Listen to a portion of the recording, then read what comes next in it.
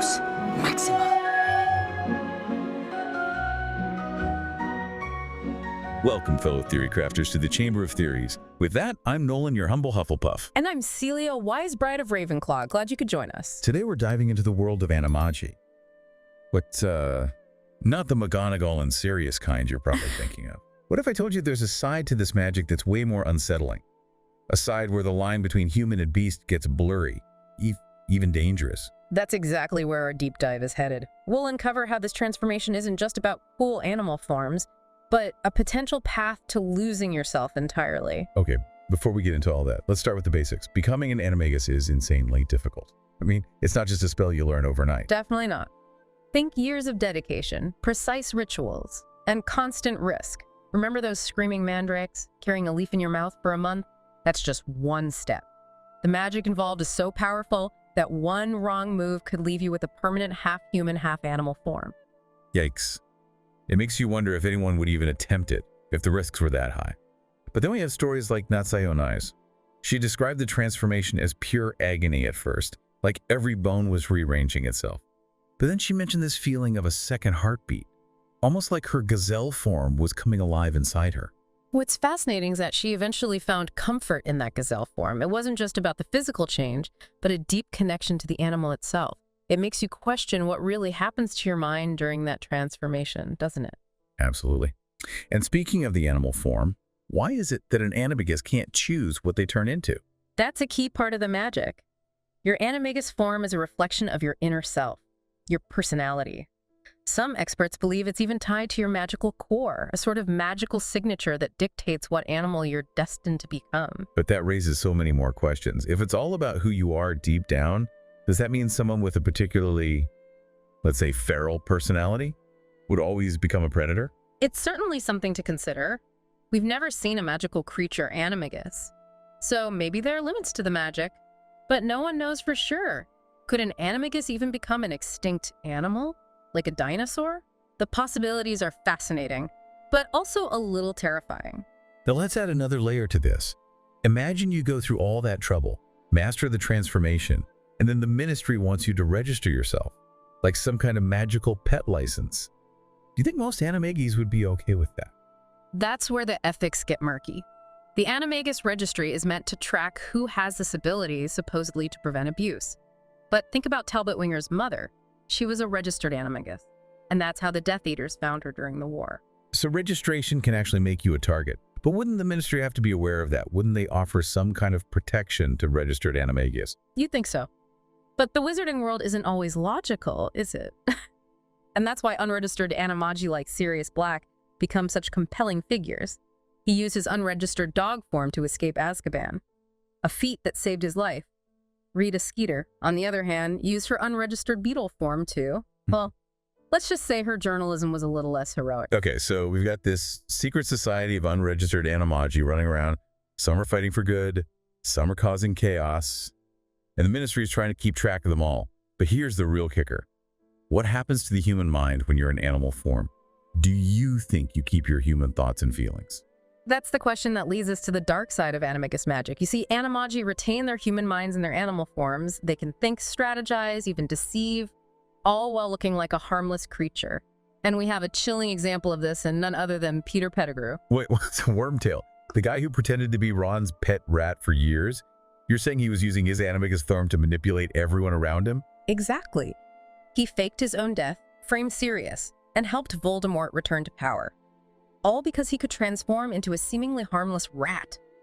Imagine the damage someone could cause if they were truly dedicated to staying hidden and using their Animagus form for evil. It makes you wonder if there are more Peter Pettigrews out there, lurking in the shadows, waiting for the right moment to strike. That brings us to the heart of our deep dive.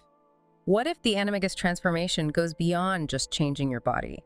What if it changes who you are deep down in ways we can't even imagine? That's a thought that could keep you up at night. And that's exactly where we're headed next. But before we get there, let's pause for a moment and think about this. If you could become an Animagus, what animal do you think you'd be and would you register? Think about it carefully, because the answer might reveal more about yourself than you realize. All right, let's get back to this idea of an Animagus losing themselves. We've established that the transformation is linked to your inner self. But what if that connection goes deeper than we initially thought? You're talking about something beyond just taking on an animal form. You're suggesting the animal's instincts, its way of thinking, could start to influence the human mind. Right. Precisely. Some historical accounts suggest that an animagus's emotions might become simplified, more primal, when they're in animal form. It's almost as if their human consciousness takes a back seat to the animal instincts. Hold on. Are we saying that spending too long as an animal could actually make you LAS human? There's a chilling theory that prolonged transformation can lead to what some experts call waning sanity. It's as if the animal mind starts to dominate, and the human mind, well, it fades. But wouldn't there be signs? Wouldn't someone notice if their friend or family member was starting to act on way? A bit wild? It wouldn't necessarily be that obvious. The changes could be subtle at first. Increased aggression, heightened senses, maybe even a preference for solitude. It's the kind of thing that could easily be dismissed as stress or eccentricity. Okay, but let's play devil's advocate here. Wouldn't the benefits of being an animagus outweigh the risks? I mean, Yeah. You could escape danger, infiltrate places undetected, even communicate with animals. That's got to be tempting. Right. Tempting, yes, but also potentially dangerous. We've already discussed the ethical implications of unregistered animagi, but imagine if those unregistered animagi were also experiencing this waning sanity. Their actions might become unpredictable, even dangerous. So we've got potentially unstable animagi with incredible power running around unchecked. That's a recipe for disaster, isn't it? It certainly raises some serious concerns. And remember, we're dealing with magic that's not fully understood. There's so much we don't know about the long-term effects of the Animagus transformation. Let's shift gears for a second and talk about the darker side of the wizarding world. We know that creatures like Dementors can feed on human happiness, leaving behind only despair. But what happens when a Dementor encounters an Animagus in animal form? That's where things get really interesting. Some sources suggest that Dementors have a weaker hold on Animagi in their animal forms. It's as if the animalistic nature provides a sort of shield against their despair-inducing effects. So, in a way, becoming an Animagus could be a defense against some of the darkest magic out there. That almost makes it sound heroic. It's a possibility. But remember, there's always a trade-off. We're talking about a magic that has the potential to alter your very being, to blur the lines between human and animal. Is that a price you'd be willing to pay, even for protection against Dementors? That's a tough question. But it makes you wonder if there are Animagi out there who specifically sought out this transformation as a way to shield themselves from the darker aspects of the wizarding world. It's certainly a possibility. After all, the history of magic is full of individuals seeking power, protection, and even immortality. The Animagus transformation, with all its complexities and risks, could be seen as a path to achieving those desires. But what if someone goes too far down that path?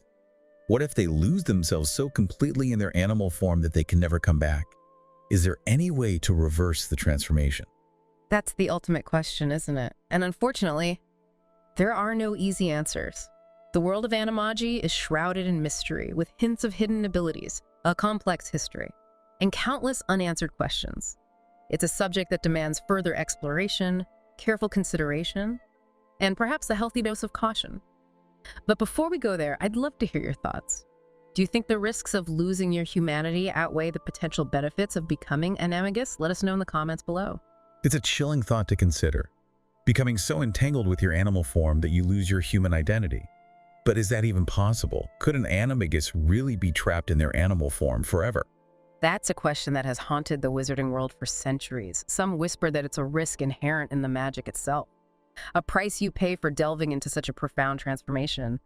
But concrete evidence is scarce, lost in the annals of history and shrouded in speculation. Okay, but let's say hypothetically, an Animagus did get stuck. What would that even look like? Would they act like a normal animal? Or would there be glimpses of their human mind trying to break through? That's where things get truly fascinating. Some experts theorize that a trapped Animagus might exhibit unusual behavior for their species. Imagine a wolf that seemed to understand human speech, or a bird that built nests with uncannily intricate designs. These could be signs of the human mind struggling to assert itself. So it's not just about looking like an animal, it's about thinking like one too. And if that thinking becomes permanent, is there any hope of reversing the transformation? That's the million-gallon question, isn't it? Unfortunately, there's no known spell or counter-ritual to forcibly reverse the Animagus transformation. Some believe it's a matter of willpower, of the human spirit clinging to its identity. Others say it might require powerful, perhaps even unknown magic to break the animalistic hold. It's almost as if we're talking about a magical ailment. And the cure, if there even is one, is a mystery. The uncertainty surrounding this phenomenon is what makes it so captivating, but also so unsettling. It speaks to the inherent power, but also the potential danger of delving into magic that alters the very essence of who we are. So where does this leave us? We've explored the allure, the challenges, the ethical dilemmas, and the darker potential of Animagus magic. We've seen how this ability can be a force for good or evil, and how it raises profound questions about identity, responsibility, and the nature of transformation itself. It certainly makes you wonder if there's more to this magic than we ever realized. And as we wrap up our deep dive into the world of Animagia, we're left with a final lingering question. Is the Animagus transformation a journey of empowerment, a descent into darkness, or perhaps a delicate balance between the two? Until next time, keep your wands at the ready, and remember, the chamber awaits. Lumos Maxima.